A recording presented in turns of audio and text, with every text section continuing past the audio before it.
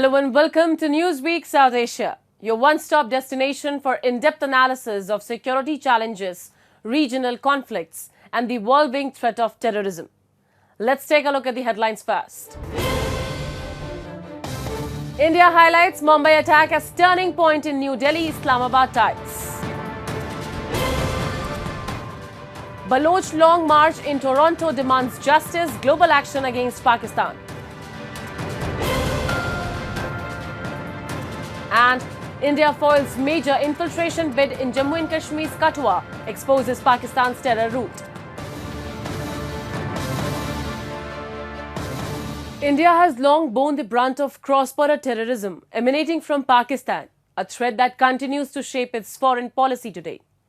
Recently, India's External Affairs Minister S. Jaishankar drew attention to the enduring scars of the 26/11 Mumbai attacks, calling it a turning point in India's approach towards its western neighbour.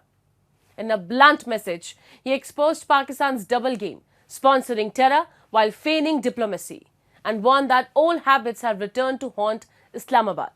As India rises on the global stage with innovation and credibility, Pakistan finds itself cornered by the very forces it once nurtured.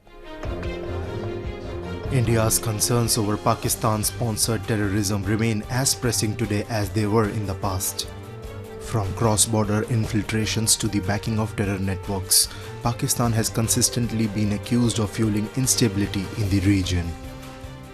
Reflecting this long-standing challenge, India's External Affairs Minister S. Jaishankar recently emphasized that the 2008 Mumbai terror attacks were a defining moment in India's relationship with Pakistan. He explained that the horrific events of that day deeply affected the Indian psyche and marked a shift in the country's stand towards its neighbour. However, reflecting on the long-standing tensions, he noted that Pakistan continues to follow a negative approach in its dealings with India. They unfortunately are in many ways continuing the bad habits. They are continuing a very negative way of approaching India. And what has happened is today, I think, when I look back, I would say the 26/11 Mumbai terrorist attack, I would regard it in many ways as the turning point. After 2014, when the government changed, this message has been very firm with Pakistan, which is that terrorism, if acts of terrorism are committed, there will be consequences. Pakistan's decades-long strategy of supporting extremist groups while maintaining diplomatic ties with global powers has often been called out as a dangerous double game. This approach, aimed at leveraging terror groups for regional influence, however, has now begun to backfire. This was precisely the point raised by Jaishankar, who said Pakistan's reliance on terror networks like the Taliban eventually backfired, creating a blowback that now threatens its own stability. So Pakistan was playing a double game. It was with the Taliban and the Afghan, those opposed to the Americans, and it was also playing with. Now, every double game comes to an end. Ab unka bhi wahi hua. At some stage, the Americans said, "Ab bahut ho gaya, we are leaving." Now, when they left, the double game could not be sustained. So, whatever benefits they were getting out of the double game, that also went down. In fact, then they discovered they had a further problem, which was the very people, the very terrorism industry, which they had followed, came back to bite them. That today they are facing, the actions of people whom they promoted. So, from their point of view, you can say old habits have continued. As India strengthens its global image through innovation and technology, Pakistan continues to be associated with extremism and terror networks. We have gone up to a higher level. We are today, if you go out in the world, it's a joke, but it's not really a joke, which is the sense that IT for India means information technology, for Pakistan means international terrorism. So that sense today that their branding, that terrorism chap has stuck to them. Today our branding is a technology branding. And I think that is the difference. India's message remains clear. Terrorism as a tool of state policy is unacceptable and will invite consequences. As the global narrative shifts, Pakistan finds itself increasingly isolated, while India moves ahead as a trusted, forward-looking partner on the world stage.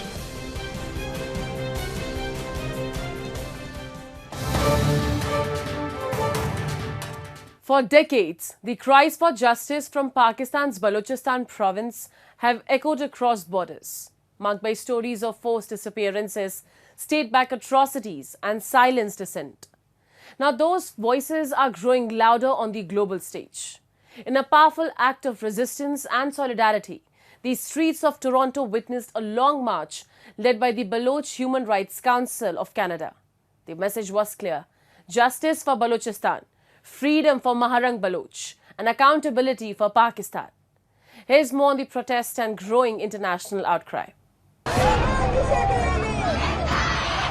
For decades, the Baloch people have raised their voices against enforced disappearances, extrajudicial killings, and systemic oppression in Pakistan-Balochistan province.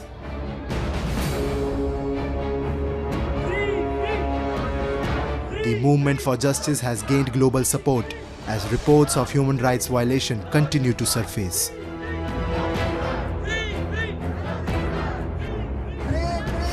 In a powerful display of solidarity, the Baloch Human Rights Council of Canada organized a long march in Toronto. The rally was held in support of Dr. Maharang Baloch and other Baloch activists who have been unlawfully detained by Pakistani authorities. The protesters called for the immediate release of all detained activists and urged the international community to hold Pakistan accountable for its actions in Balochistan. We were gathered here today to express our concern on the arrest and imprisonment of a human rights defender, Dr. Maharang Baloch, who is a big voice in Balochistan for the enforced disappearances, against the enforced disappearances and the atrocities committed by the state of Pakistan in Balochistan. She has been imprisoned when she was protesting outside the hospital where the bodies of many people were brought over there, dead people, and the families were concerned that they belong to the enforced disappeared people who are being tortured and executed.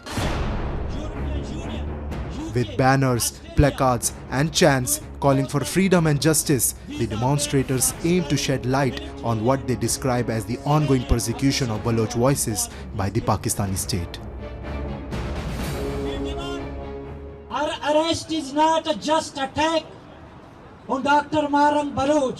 This is an attack on all voices of justice, peace and resistance in Balochistan. Let me be clear, this is not the first time Pakistan is committing crimes in Balochistan. Since 1948, when Pakistan illegally, forcefully occupied the Balochistan, from that day till now, people of Balochistan facing human rights and justices, enforced disappearances, extrajudicial killing, systematic genocide. The rally sent a strong message to Canadian lawmakers and international observers, urging them to step beyond statements of concern and take tangible diplomatic action.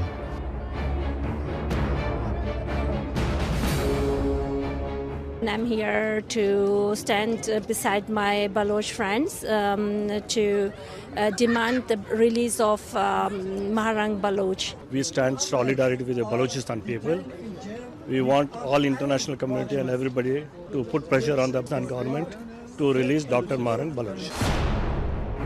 The Long March in Toronto was not just a protest, it was a global conscience to act. As voices from around the world join in solidarity, the demand for justice in Balochistan grows louder and harder to ignore.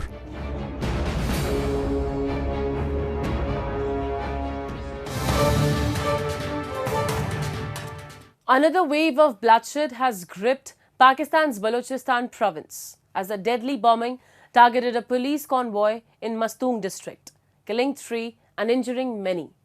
The attack is the latest chapter in a long-running insurgency rooted in decades of anger, alienation and state violence. As Baloch fighters escalate their campaign against what they call colonial occupation, Islamabad's harsh crackdowns have only widened the gulf. In a region rich in resources but starved of rights, the struggle in Balochistan is not just political, it's existential. Here's a full report. Violence returned to Pakistan's restive Balochistan province on April 15th, when a remote-controlled bomb tore through a police truck in Mastung district's Dasht area. The truck, carrying personnel of the Balochistan Constabulary, was en route from Kalat to the provincial capital Quetta when the attack occurred. The explosion killed at least 3 police personnel on the spot and injured 18 others. All the injured were rushed to the Bolan Medical College Hospital for urgent treatment. 18 जख्मी हैं और 3 शहीद हुए। ये हमारा class से नफरी आई हुई थी धरना ड्यूटी के लिए, जिसको हम डेली भेजते थे। खंड मसूरी लेवीज का एरिया है, वहाँ सुबह को 30 बंदे जाते थे बस सरकारी में, शाम को 5 बजे वापस आते 6 बजे। आज भी उस मामूल के मुताबिक ड्यूटी पे रवाना हुए, रास्ते में एक मोटरसाइकिल था, उसमें बम निकला, रिमोट कंट्रोल हमला हुआ। While no group has claimed responsibility for the bombing, the Baloch Liberation Army, or BLA, remains the most active and formidable insurgent group operating in the region. For decades, Baloch separatists have waged an armed struggle against the Pakistani state, accusing it of colonizing the mineral-rich province and denying its people basic rights. Just last month, ethnic Baloch fighters launched a bold attack on a passenger train carrying 450 people, triggering a 2-day siege that resulted in dozens of deaths. In fact, more than 200 people, mostly security personnel, have been killed in militant attacks this year alone in both Balochistan and Khyber Pakhtunkhwa.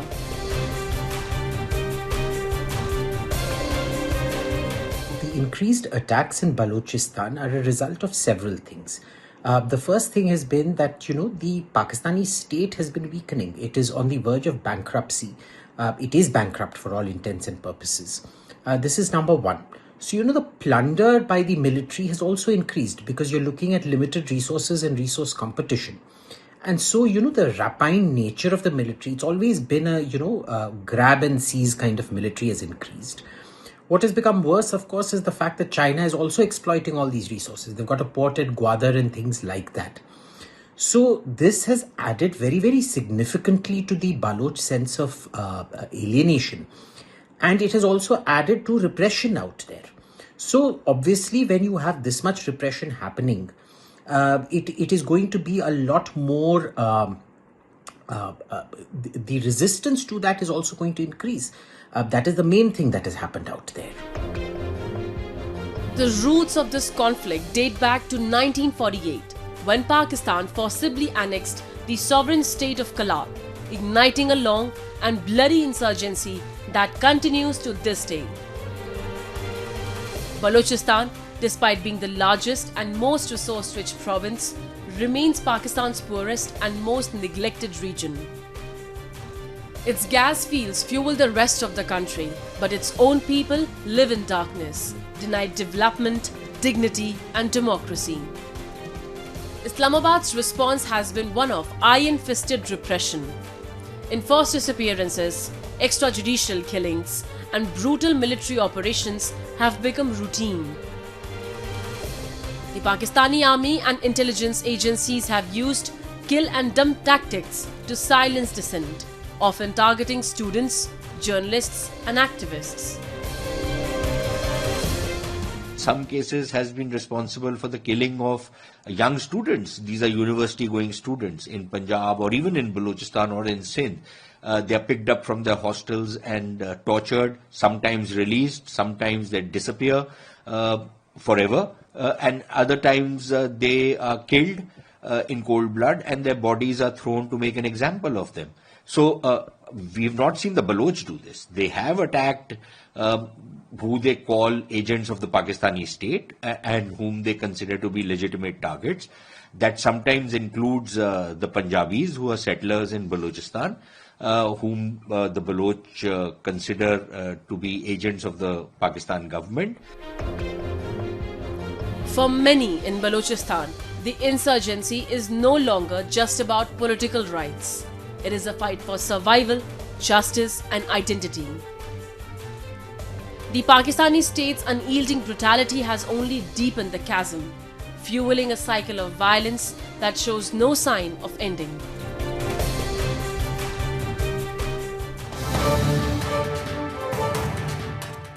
In a significant breakthrough in India's relentless fight against terrorism, India's security forces in Jammu and Kashmir's Kathua district have dealt a major blow to Pakistan-backed infiltration attempts. With 4 fierce encounters in just over a month, the operations have not only neutralized infiltrating terrorists, but also exposed the traditional infiltration route used from across the international border. As India strengthens its counter-terrorism framework, Pakistan once again stands exposed for its continued export of terror into Indian soil. In a sharp escalation of anti-terror operations, security forces in Jammu and Kashmir's Kathua district have successfully foiled a major terror plot orchestrated from across the border. A total of 4 encounters have taken place in the region within the past month, killing at least 4 heavily armed terrorists who had infiltrated Indian territory with the aim to execute mass casualty attacks. Critically, these encounters have exposed a traditional infiltration route used by Pakistani terrorists, one that cuts through the international border in the Kathua district, allowing infiltrators to enter the dense forested areas like Sanyal and Safian and further attempt to melt into the hinterland. The most recent operation on March 27 in the Safian forest saw 2 terrorists gunned down by the alert security personnel. This came just days after another infiltration bid was intercepted in the Sanyal forest area, an operation that tragically claimed the lives of 4 brave police personnel. There is no denying of the fact that international border is being used because your neighboring country has a mission to push in terrorists whenever they get opportunity. So there is a launching pad across the IB sector, across Hiranagar, across Kathua and Samba area. So sometimes they use tunnels, sometimes they cut the fencing and manage to come inside. So this recent encounter has actually helped to understand from which route they have entered. So luckily we were able to eliminate 2 terrorists. Other 3 have managed to escape. I think very soon they are being tracked down. The seizures from the encounter sites are damning. 2 AK series assault rifles, an M4 carbine, hand grenades, high-end navigation equipment and Pakistani manufactured supplies, all pointing to direct Pakistani involvement in the operation. Some of the items recovered, including heroin and food rations, reveal not only preparation for long-term sabotage, but also links to narco-terrorism, a strategy long deployed by Pakistani terror outfits to finance and facilitate insurgency in the region. पीछे हमारे बहादुर लड़कों ने JKP के बहादुर लड़कों ने 2 terrorist को मार गिराया, उसमें हमारी भी 4 लोगों की शहादत हुई। उन्हीं जो ब्रेव करेजियस बहादुर लड़के हैं, उन्होंने ये 2 टेररिस्ट को उनके जो नापाक इरादे थे उसमें विफल किया है, और उसी के साथ हमने उनका बहुत सारा सामान रिकवर किया था। उसमें उनका लॉन्ग टर्म सस्टेनेंस के लिए तरह तरह के winter clothing, first aid kits, automatic weapons, उन पे लगी आधुनिक साइट्स, ये सारी चीज़ें हम लोगों ने रिकवर कर ली हैं। तो ऑलरेडी जो है उनका काफ़ी सारा जो प्लान है वो शुरू में ही हम लोगों ने ख़त्म कर दिया है। तो जो इससे हमें और भी यकीन आया है कि जो बचे हुए टेररिस्ट हैं वो उसी इलाके में फंसे हुए हैं और उनको भी हम जल्दी न्यूट्रलाइज करेंगे। उनसे हमें चिट्टे जैसा एक सामान मिला है, करीब 50 से 100 ग्राम। तो इससे ये क्लियर होता है कि ये किस इरादे से यहाँ आए हैं और इनका मोटिवेशन क्या है और ये किस तरह से अपने आप को मोटिवेटेड रखते हैं। हमने इनके ऊपर NDPS एक्ट भी लगाया है, तो क्योंकि इन पे वो जो हमें खेप मिली है उसका, तो अब जो भी कोर्ट में जब ये केस जाएगा तो इससे ये पता चलेगा कि जो पाकिस्तानी हमारे देश में आ रहे हैं वो अपने साथ नारकोटिक्स लेके आते हैं। As security forces chase 3 to 4 remaining terrorists believed to be hiding in the region, police have stepped up their crackdown on local support systems. 30 individuals have already been booked under the Public Safety Act for aiding terrorists. The strong action is part of a broader counter-terror strategy that aims for zero infiltration and zero tolerance, a message that has been echoed in multiple high-level security review meetings chaired by the Indian government this year. In parallel, the National Investigation Agency has intensified its pursuit of Pakistan-linked terror networks. Recent searches in 12 locations in Jammu targeted over ground workers associated with Lashkar-e-Taiba and Jaish-e-Mohammed, both UN-designated terrorist organizations that operate with impunity from Pakistani soil.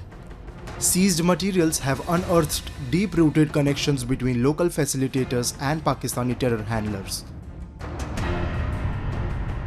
90s and 2000, they used to use border guides. Amongst us, there were people who were trans-border smugglers. They were used as guides. Then now they have technology also, drones also. And as your question relates to overground workers, that is very, very important. Without support from overground workers, they cannot survive. They cannot, after all, they have to eat food. They need to escape from the security forces. All this cannot happen. They have to hide. They have to know the exact route, how to avoid security forces, because their security forces and police are also on the lookout for these people. So all this cannot happen without the help of overground workers, and that is very, very critical, where J&K police has to play a critical role. While Pakistan continues to masquerade as a victim of terrorism on international platforms, its own intelligence agencies and military establishment remain the primary architects of regional instability. Its decades-old policy of bleeding India with 1,000 cuts has not only backfired, but it is now being decisively countered by India's ironclad resolve and sophisticated counterintelligence operations. India's focus is clear: defend every inch of its territory and ensure that no Pakistani-sponsored terrorist succeeds in spreading fear and destruction.